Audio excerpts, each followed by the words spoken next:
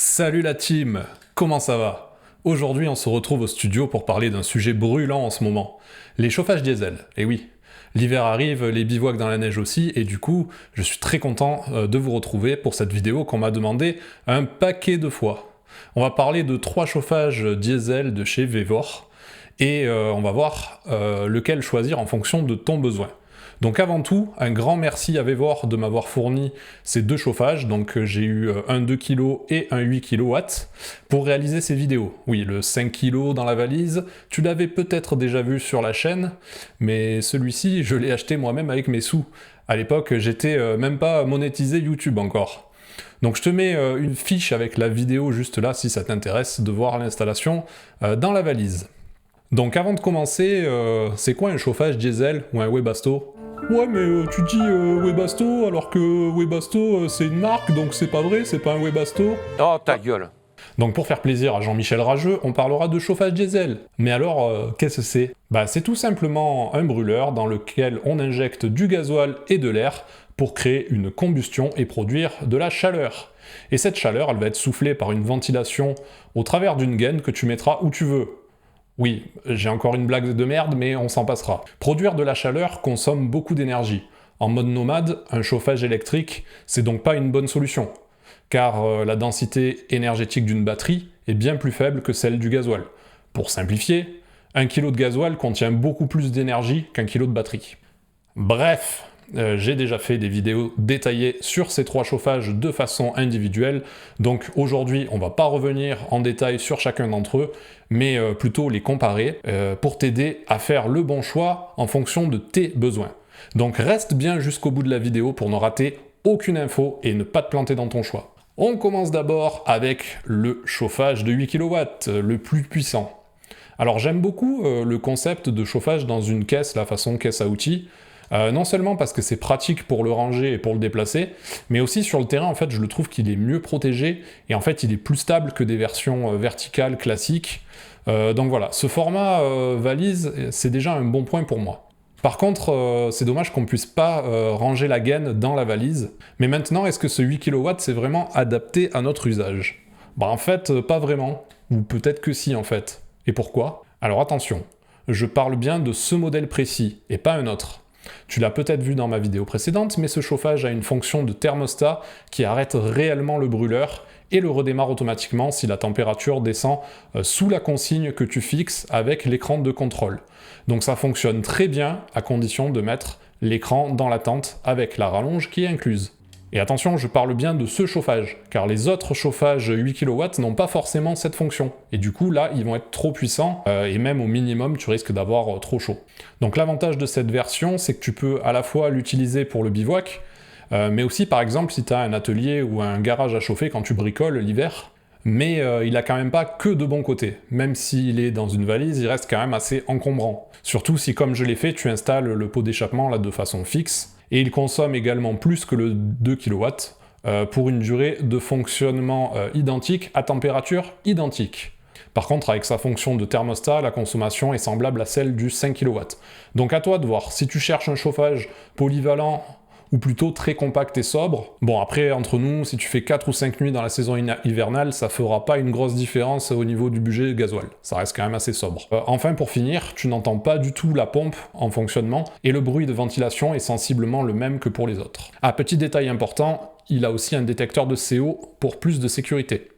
Donc tu peux mettre le détecteur dans la tente, et voilà. Si jamais il y a un problème au niveau de la combustion, le chauffage se coupera automatiquement. Donc en résumé, le 8 kW, je dirais que les plus, ça va être le format caisse à outils, que je trouve idéal, la fonction thermostat qui est hyper efficace, et l'application Bluetooth qui est très bien.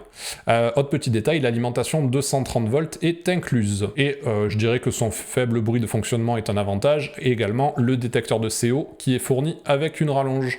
Mais il y a quand même un peu des moins. Pour moi, le plus gros moins, on va dire, c'est qu'il est gros. Je le trouve relativement gros, il consomme plus de gasoil, et tu n'as qu'une seule rallonge de fourni, donc tu peux soit déporter l'écran, soit le détecteur de CO, mais pas les deux, et ça c'est dommage. Et enfin, il est un peu plus cher que les autres modèles. Allez, on passe au chauffage intermédiaire avec une puissance de 5 kW. Mais juste avant, si t'es encore là, c'est que tu apprécies ce genre de contenu, donc abonne-toi et mets-moi un énorme pouce en l'air Toi, ça ne te coûte rien et moi, ça m'aide énormément. Retrouve aussi tous les liens des chauffages dans la description, ce sont des liens affiliés, donc pareil, si tu joues le jeu, c'est super pour supporter mon travail, je te remercie d'avance. Donc ce 5 kW, est-ce que c'est l'idéal pour ton 4x4 ou ton van? Eh ben, sans faire durer le suspense, non, pas spécialement. Alors pourquoi? Déjà, le design vertical, j'aime pas trop. Sur le terrain, c'est vraiment pas stable, car il est très haut en fait par rapport aux 2 kW. Et avant que je modifie le mien pour le mettre dans une valise, j'avais vraiment peur qu'il bascule en cas de vent fort. Et du coup, je dormais pas bien la nuit, c'est un peu dommage. Et comme ce chauffage n'a pas de thermostat, au final, niveau consommation, c'est pas fou. Il consomme en gros pareil que le 8 kW, mais avec la polyvalence en moins. Alors oui, à 108 €, c'est le moins cher du comparatif. Mais vraiment, il est pas fou. En plus, t'as pas de détecteur de CO, ce qui est quand même une sécurité indispensable selon moi. Pas de connexion Bluetooth. Bon, on va pas polémiquer 107 ans. Je te le recommande pas. Éventuellement, la version plutôt cubique, qui sera plus stable, mais franchement, évite les modèles sans détecteur de CO. Ta sécurité vaut largement plus que 20 ou 30 €. Et en plus, un autre petit détail, tu n'as pas de mode, ce qu'ils appellent le mode plateau. C'est-à-dire que quand tu es à plus de 1500 mètres d'altitude, ça permet d'augmenter le débit d'air pour une meilleure combustion. Donc avec ce fameux mode, il sera plus efficace, et là c'est pas le cas. Allez, dernier point négatif, après j'arrête de l'enterrer. Ceux qui l'ont déjà, ils vont me détester d'ailleurs. La pompe est assez bruyante à cause de la carcasse métallique qui résonne en fait. Et il n'a pas d'alimentation 230 volts incluse. Du coup, tu pourras pas le faire fonctionner avec une batterie nomade style EcoFlow, car au démarrage, il consomme trop. Donc en résumé, les points positifs, il n'y en a pas beaucoup, c'est qu'il est pas cher, ok. Les points négatifs, là il y en a un peu plus, donc déjà il est pas stable, pas de détecteur de CO, pas d'application et de connectivité Bluetooth, consommation identique au final avec le 8 kW, avec le thermostat je précise, pas d'alimentation 230 volts, bon enfin voilà, ça fait une belle liste de points négatifs. Allez, on passe au plus petit, le 2 kW, on y arrive enfin, donc c'est le moins puissant de ces trois chauffages, mais c'est aussi mon préféré, et voici pourquoi. Déjà, c'est un chauffage qui est dans un format plutôt compact. Donc ok, c'est un format vertical, mais il n'est pas trop haut, donc en fait il est assez stable au final sur le terrain. 2 kW, ça suffit largement. Je ne l'ai jamais mis à plus que le niveau 2 ou le niveau 3 sur 6. Alors ok, il n'a pas de thermostat, qu'il arrête complètement comme le 8 kg, mais en fait, en niveau 1, il fait juste une petite chaleur qui est, selon moi, suffisante, même à 0 degré. Et en plus de ça, il est hyper sobre, il ne consomme rien. La dernière fois, je crois qu'il a tourné 9 heures, je crois que j'ai consommé un demi-litre de gasoil, et encore, je suis même pas sûr, c'était peut-être même moins. Alors côté appli, elle existe, mais je la trouve beaucoup mieux sur le 8 kg. Mais c'est pas trop gênant parce qu'au final, j'utilise beaucoup plus la télécommande que l'appli. Niveau bruit, la pompe s'entend moins que sur le 5 kg, mais quand même plus que sur le 8 kg. Bon, ça reste très léger, le bruit d'air est assez faible et c'est comparable aux autres, il n'y a pas une grosse différence. Il a le mode plateau, donc tu peux sans souci l'utiliser en montagne.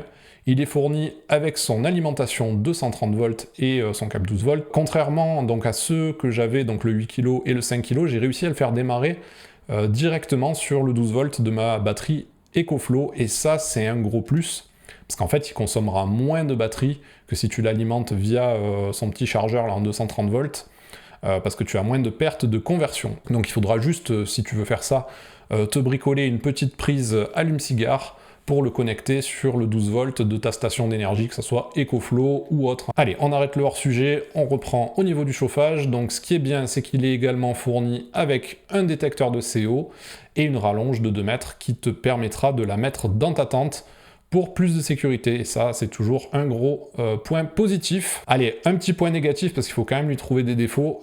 Pour le montage, j'ai dû légèrement recouper le tube d'échappement au niveau de la sortie, en fait, pour pas qu'il touche le sol. C'est vrai que Vevor aurait pu anticiper ce petit problème. Donc tu l'as compris, pour moi, actuellement, c'est le chauffage idéal sur le marché, et en plus, il est à prix raisonnable. Et c'est bien évidemment celui que j'utilise depuis l'hiver dernier, et je pense qu'il va encore m'accompagner cette année, c'est même sûr, dans les montagnes. Donc les plus du 2 kW, c'est qu'il est assez compact, l'alimentation 230 volts est incluse, il consomme très peu de gasoil. Niveau gasoil, je n'ai absolument rien consommé, quoi. je suis au premier trait pour une nuit, donc ça veut dire que je peux faire une semaine au minimum.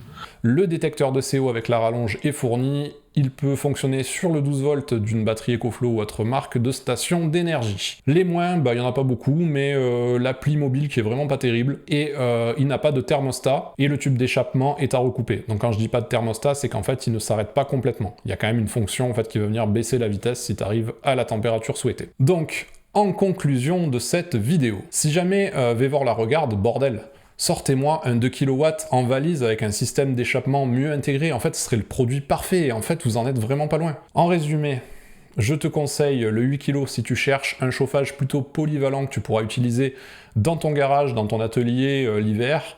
Et si l'encombrement n'est pas trop un problème pour toi, il fera parfaitement le taf en bivouac. Après, si c'est un chauffage que tu comptes utiliser uniquement pour les bivouacs comme je le fais, pars directement sur le 2 kW. Et le 5 kg, clairement, oublie-le. Ok, il est pas cher et il n'a presque aucun point positif. Également, un dernier point avant que tu quittes cette vidéo, ne viens pas me dire que ton chauffage ne démarre pas la première fois que tu l'utilises. Il y a une procédure d'amorçage à suivre. Il faut passer par les menus de l'écran. Bon, sauf pour le 8 kg, lui, pour le coup, il démarre direct. Alors, pense à jeter, s'il te plaît, un œil à ton manuel d'utilisation avant de le jeter sur ton chat. Allez, c'est tout pour aujourd'hui, j'espère que cette vidéo t'aura plu et qu'elle t'aura guidé dans ton choix, donc si c'est le cas, abonne-toi, n'hésite pas à me laisser un petit commentaire pour me dire si tu es d'accord ou pas avec mon analyse, éclate-moi ce compteur de likes et on débattra de vos avis en commentaire avec respect et bienveillance. Sur ce, je te souhaite de belles aventures nomades et je te dis à très bientôt sur YouTube ou sur les pistes. C'était Olivier, salut!